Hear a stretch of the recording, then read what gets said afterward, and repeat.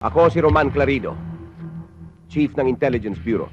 Kung anong pakay nyo, sabihin nyo naman dali. O nga naman, baka pare-pareho lang tayo nag-aaksay ng oras dito. Walang oras kayong aaksayahin. At wala ring naghihintay sa inyo maliban sa isang malamig na selda na inihanda para sa inyong dalawa. Ako paminsan-minsan pwede naman ako magsasayang ng oras. Ako rin. Kaya ano bang pag-uusapan natin? 2 tauhan namin ang napatay. Mahusay na deep penetration agents ang mag-asawang yon. Napasok na nila ang sindikato ng kidnap for ransom. At malapit na nilang makilala ang mastermind na matagal na naming tinutugis. Malas lang at napatay sila. Sir, alam ko naman hong masama akong tao eh. Pero hindi ko naman hong magagawa yung pumatay. Bilin ho yun sa akin ng nanay ko. Pero... Ito si Bardo. Baka siya, tingnan niyo naman, itsura pa lang, mamamatay daw ng dating. Hoy, tumahimik ka nga dyan, babaeng mabilis ang kamay.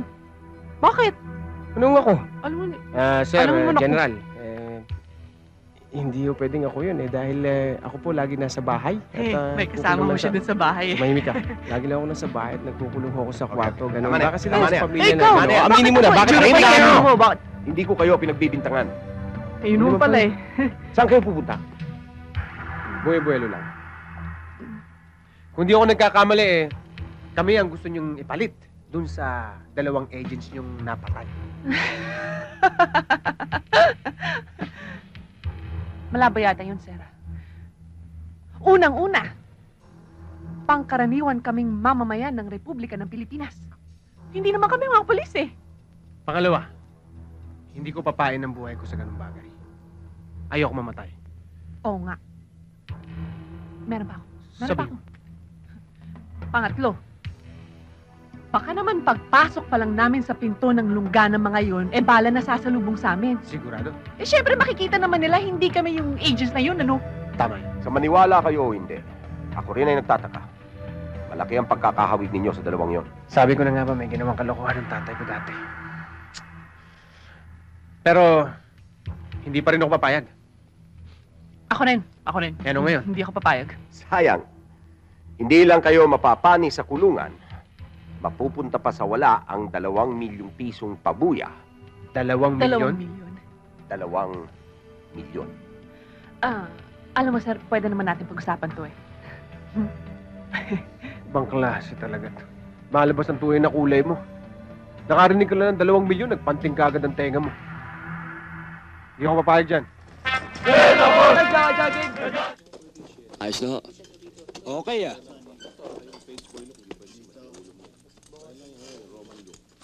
salamat ho.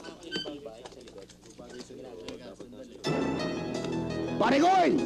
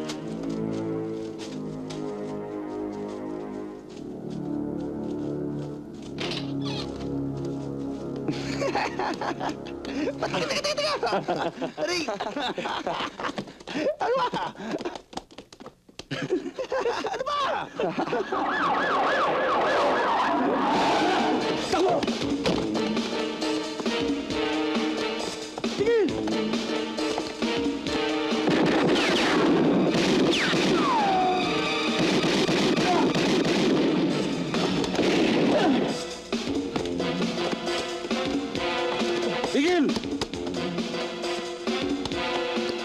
Akin yan! Sige langad!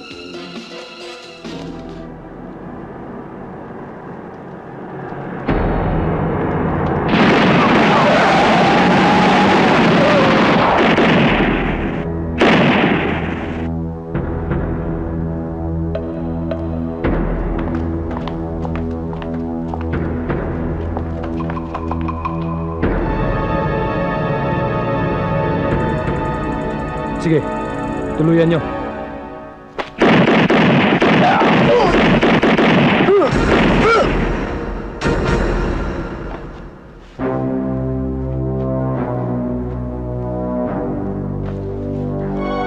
Tama na.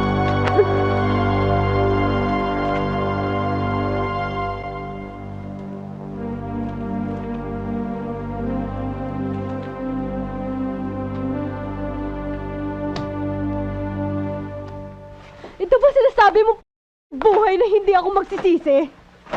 Wala akong nabalita ang mabuti kundi puro gulo sa buhay mo. Hindi naman ako lumalapit sa gulo. Ang gulo lumalapit sa akin. Ano ka ba? Nagkamali ako. Nagpakasal ako na hindi ko man lang alam kung anong klaseng tao ka. Hindi naman natin maiiwasan ng ganong klaseng sitwasyon, Kati. Natural lang naman sa buhay ng mag-asawa yung problema eh. Nakakabit na talaga yun. Yung iba nga dyan, nagkakahiwalay pa eh. Talagang iiwanan kita. Kati, At aalis ako rito sa impyernong bahay na ito. Kati, sandali! Kati! Mahal kita. Patawarin mo ako kung hindi kita papayagang umalis. Kung talagang mahal mo ako, hindi mo ako idadamay sa gulo ng buhay mo. At kung talagang mahal mo ako, papabayaan mo kong umalis dito.